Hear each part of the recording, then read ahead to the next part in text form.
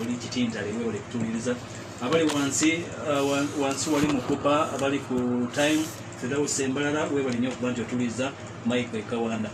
n'abalala mwe n'abataddeko program ekiri atabajja musinziro kuba nti mutuliza tuli Myanmar waliwo mukano gwange mitakato Kawesa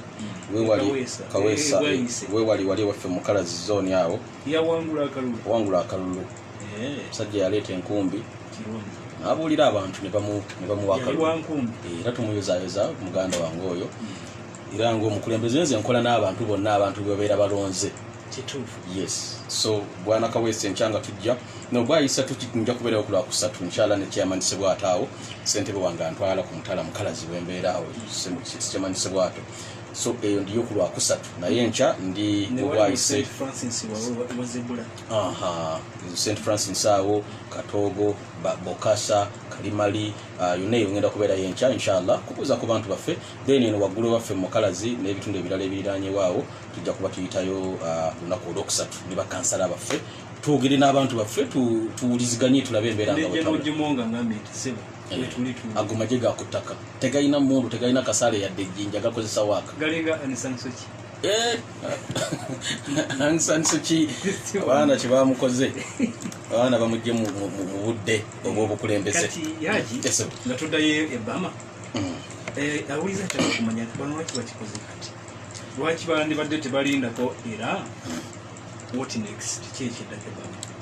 Burma ndigidde gwange ate gukoze gutya gwagala kwekyamula wano ogambye otya ssebo lwaki bakikoze tebalinze kooti abamagye oba bandibadde balinda okulonda okuddako ne basima okandidate w'amaanyi era kyekiddako mu good kusooka eggwanga erya Burma lyamala emyaka 50 nga bafugibwa amagye over 50 years nga teri president nga balonda parliament nga tebalonda tamagye gabeerawo kale nga gegeeronda mwana afuga naye si bantu kukera ku maca ne musimba layini ne muteeka ekinkumu ku muntu gw'omwagala oba ne muteekinga no for over 50 years nga amagye ge gafuga kati mu 2011 ne bafuna civilian rule obukulembeze obw'abantu era kino kyajjawo omukyala Aung San Suu Kyi n'abeera omusaale mu bino byonna okumala emyaka 5 egyasooka Aung San Suu Kyi n'ekibiina kye after emyaka 5 gyonzikidwa ekya National League for Democracy bebabadde bakulembera eggwanga lino oluvannyuma lw'okujja mu buyinza mu 2015 amagye bwe gaawaayo obuyinza mu 2011 tegabiviiramu ddala waaliwo enkola ya transition nga omukyala waali nabo bwe bali naye mu 2015 ne gagamba abantu ne bakuba akalulu ne bagamba nti okay amagye gadde ebbali omuntu wa bulijjo atwale era ne kabeera akalulu akaali kakyasinza okubeera free and fair mu byafaayo by'eggwanga eryo ka 2015 kati oluvannyuma lwa myaka 5 nga balina okuddamu balonde mu November nga 8 mwaka ogwonzikiddwa omukyala n'akawuuta buva n'akalya butooke ebitundu 83 ku buli 100 era kino ekibiina kya National League for Democracy kibadde olwaleero nga lumu February 2021 kibadde kirina okutandika ekisanja kyakyo ekyokubiri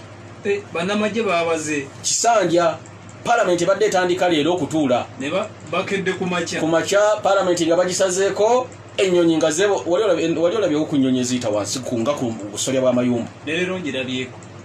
obadde Burma golaba ndi Burma n'omwana leero ngirabyeko kati nga ennyonyi zikedde kwebongera waggulu kumpi mu kibuga wonna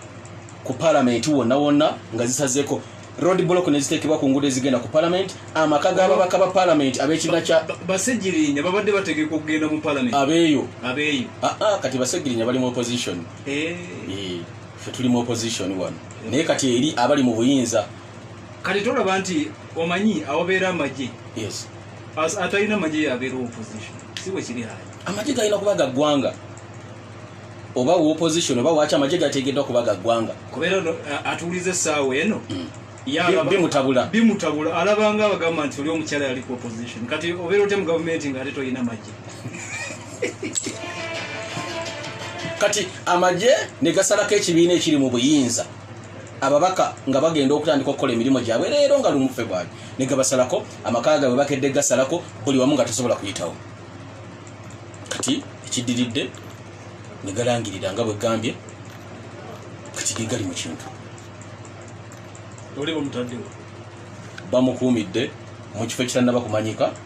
neera nabogera ne bagamba tumukutte ffe tumulina temulowooza nti yagudde eddalu temulowooza nti yabuze temulowooza nti afudde temulowooza nti yeewadde obutwa temulowooza nti ffe tumulina ab'amagye era eno embeera ey'akazigizigi egenda kubeera okumala omwaka mulamba paalamenti esaziddwamu teri paalamenti ebbama ebbanga nga bawadde eddene yandibadde emyezi 3 ne bateeka okulonda oba bakibaagala ekirungi n'olulimi lwoyogera tebalutegeera oyogera luganda now abatunulizi b'ensonga bagamba tebamanyi ki kigenda kuddawo mu ggwanga lino erya bbama future teri certain jukira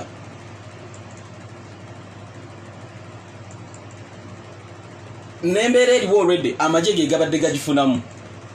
eriwa ggwanga nga bwe libadde litambula amagye nga ge galifunamu because tewala ekyokulabirako emyaka 50 ng'amagye ge gafuga gaba gasimbye emirandira buli wamu okumpi newala myaka 5 exactly nga ge gafuga one amagye ge gafuga ebyenfuna by'eggwanga economy ge gabifuga amagye ge gafuga ensalo z'eggwanga amagye ge gafuga investment okusiga ensimbi ebweru oba munda mu ggwanga erya bbama amagye gafuga buli kimu ky'oyinza okulowoozaako already gabadde gakifuga ne kati ono omukyala kyabadde ageza okulabika nti alwanirira biseeseetuke binyikirire ddala mu civilian system ti abantu ba bulijjo omubaka gwe bakeera n'olonda kansala gwe bakeera n'olonda president gwokedde n'olonda nga nze Aung San Suu Kyi tubeere fully in charge and in control. Now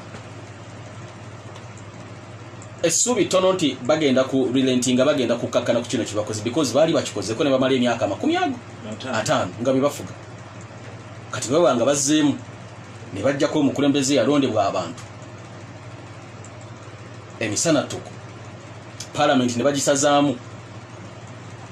aji waliwo omukisa gwonna America oba ne banneiba noze kuliko China India n'abalala okubaako nekye bakola ku mbeera eno okujja ku gavumenti erondebwa mu mazima n'obwenkanya omukisa weeguli era batandise dde ogukozesa ogw'okwogera n'okuvumirira ne sekuvumirira yenna kinaakola ku b'amagye okujjako n'okuteeka natti oba envumbo naye natti z'oyinza okuteeka ku ggwanga lino erya bbama baakaluba emitima gyakaluba tebalina katengo balinga Iran ab'amagye baali babaddeko mu mbeera ey'okumala emyaka 5 nga be bafuga eggwanga nga baliko natti naye exactly nga batambuza eggwanga okusoomozebwa n'okulala okuzze nti olwaleero international system yakyuka dda tekyali ggwanga liyinza kwogera omuntu n'awulira abantu balina emputu ennaku zino America giwandibadde ogamba nti bwenaayogera amawanga eggwanga erya bbama nga litandika batugambyeko naye oli ennyini lirina obuzibu bwalyo omukulu gwe bayita Joe Biden America eri mu transition okuva mu bukulembeze omukadde Trump okudda mu nnamukadde Biden. Trump abadde mukadde bazze mu Biden naye alina ebizibu byalina okusooka okukolako ewaka naturally kati ani anaayamba mukama America abogola bubogozi naye takyalo mukama ebbama akola buli wamu ngamba mugama naayamba ebbama wokka wonna waliwo n'awalala weetaaga kubuyamba obuyambi bwetaagibwa mu ggwanga erya Central African Republic waliyo Russia ayina ne bamachineries mu kibuga banguye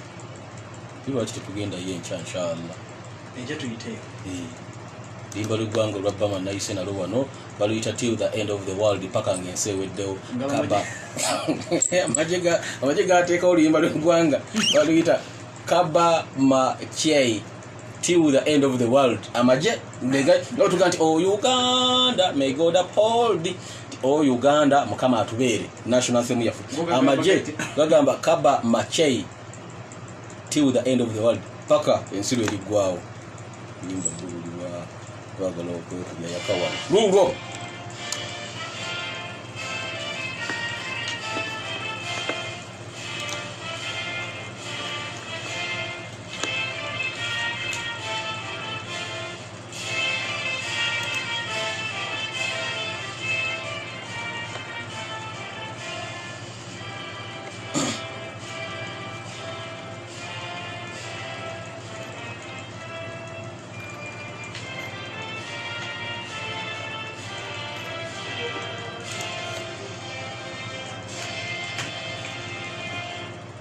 lw'oluyimba lw'eggwanga basebo ne banyabo olwa Burma oba Myanmar olugamba paka ensi lweriggwawo paka ku nkomerero y'ensi eno. Amagye ge galuteekawo simanyi ki kye baali bategeeza naye bwe batyo bwe bagamba. Katusooke tuleeta ate ku mudigido omulala wano tulabe mudigido gyange gyagala kuba gitya wano eno. Sokoleete wano sokoleete.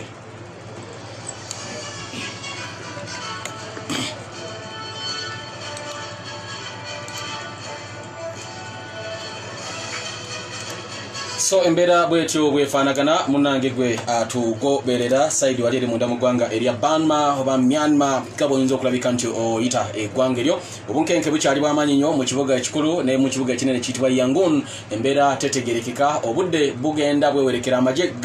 tegaagadde kuteeka abantu mu suspense kubateeka ku bunkenke ng'abagambye okumala omwaka mulamba mugenda kubeera bwe muti. State of emergency, embeera y'obunkenke kiba kitegeeza ki? Amagye ge gabeera gafuga. Tewabera state institutions n'endala nti arms of government nti ate ekitongole ekiramuzi nti ate tunaddukira mu kooti nti ate parliament egambye ekya nti ate ssentebe w'ekyalo nti ate kansa teba. Obudde obwani abeera akola enguudo gemagye. Bw'oba oyagala oluguudo lukolebwe genda ewa babayita batya officer bwezibanga zo zinaakolebwa obanga ogenda embuya, because mu kiseera ekyo mu state of emergency tewabira na byaga nti kola nguudo. Emergency embeera yakazigizigi mukola nguudo watayo. Amajenga gegafuga tebakola nguudo, teba kuzimba masomero, teba kuzimba malwaliro. Embeera ebeera bwetyo. Amagye ge gabeera nga gakola ebintu byonna. Now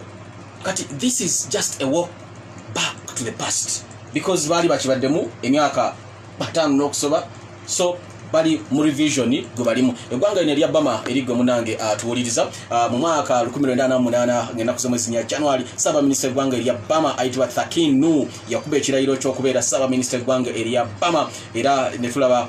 president yayitibwanga Sao Shu Thaik mu kibuga Rangoon ne batwala obukulembeze 1962. Omukulembeze w'amagye ne win ategeka okulumba eggwanga erya Burma, era eggwanga erya Burma neridda mu mikono gya amagye. Nga bakamala okuloza ku buwoomi bw'okufuna obwetwaze batandikirawo ate amagye okutwala obuyinza mu 1962. Ekirayi mukama wange twali tufuna bwetwaze ne Uganda, independence yaffe tufuna obwetwaze, abazungu tubagobye and so on and so forth. Burma nga amagye gawamba bafuna obwetwaze 1948. Emyaka awujibanga esatu n'ekintu no 14. Yes, joka gye baamala nga bamaze okufuna independence. Kati mu 1962 munnamagye ne win n'ateekateeka ne bawamba obuyinza, era okuva olwo embeera ne babeera nga bali mu piganaaje, embeera yadduka baabo bajja 1988. Omukyala Aung San Suu Kyi, muwala w'oli omusajja gwe nagambye General Aung Suu Kyi, Aung San akomawo bw'akomawo mu ggwanga erya Burma 1988 yali bweru wa ggwanga gye yasomera gye yakulira Bungereza nawa. Bw'akomawo mu 1988 n'ayategeka okujja kwe, si yategeka abantu bwe bawulira nti muwala w'omuzira wa independence eyafa General Aung San ayitibwa Aung San Suu Kyi akomawo, abantu ne beekolamu waaka ne bekolamu omulimu ne batandika okwekalakaasa. Nga beekalakaasa ku ki? Bawakanya amagye okubafuga. Abasirikale ne baggulawo akabaati ne batandika okutokosa enkebete. Ebikumi n'ebikumi by'abantu mu ggwanga erya Burma mu kibuga Rangoon ne battibwa ku lunaku luno mu mwezi ogw'omunaana nga 12 88 omukyala lwakomawo yayanirizibwa mu mizira. Abantu ne beekalakaasa ne bagamba ono kakomyewo tujjukidde jeno. Amagye ne gagamba mujjukidde jeno ne bakupa abantu amasasi. July 1989 Aung San Suu Kyi ne bamusiba 1989 1989 yamala eweeru omwaka ogwo actually tegwawera, yakomawo mu gwa 8 88 mu mwaka ogwaddako mu gw'omusanvu 89 ne bamusiba. Kati okuva 1989 paka 2011 ng'ali mu kkomera. Emyaka gyonna egyo okuva 89 paka 2011 Aung San Suu Kyi nga musibe. Toba mukyamboga nti obulamu bw'ono omukyala obusinga yabumalako oba bumazeeko nga musibe. kati mu 2011 bamuta abadde akamala emyaka 10 nga ali free leero bakedde kumusiba. Teza tuyanzege tujja kutandika lunako lw'enkya tundoza aye enkya tugendeke Russia na Varuni VVP Vladimir Vladimirovich Putin kye yakola omusajja amuvuganya opposition leader weeyo teyamuwa obutwa bulonjogera obutwa akabengo kankwata. Salamu alaykum.